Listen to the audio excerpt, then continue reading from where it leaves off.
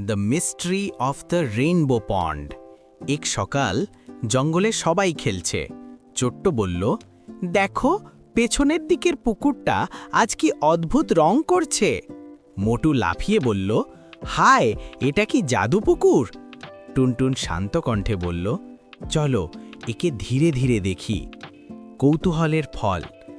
কুকু ছোট্ট পায়ে পুকুরের ধারে এগিয়ে গেল। টিয়া উড়ে বলল, সবাই সাবধানে, পানি একটু ফোঁস করছে। ফিক্সও পানি স্পর্শ করে বলল, ও, এটি জাদু নয়, রোদ আর বৃষ্টি মিশে রং বের করছে।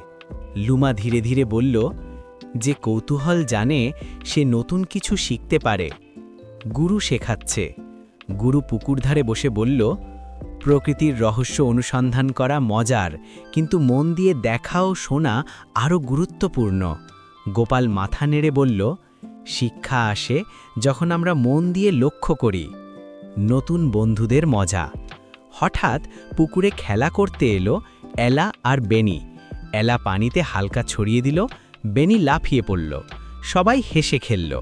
ছোট্ট বলল, দেখো, কৌতূহল আর শেখার সাথে মজা মিলে সত্যিকারের আনন্দ দেয়। রংধনুর রহস্য সমাধান। সবাই মিলেমিশে বুঝল, রংধনু পুকুরের রহস্য হল রোদ প্লাস বৃষ্টির ফোঁটা প্লাস পুকুরের পাথরের প্রতিফলন।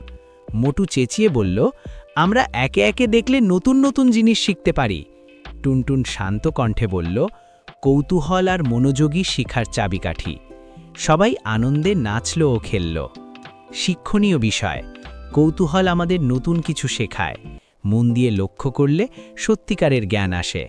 শেখার সঙ্গে মজা ও বন্ধুত্বও আসে।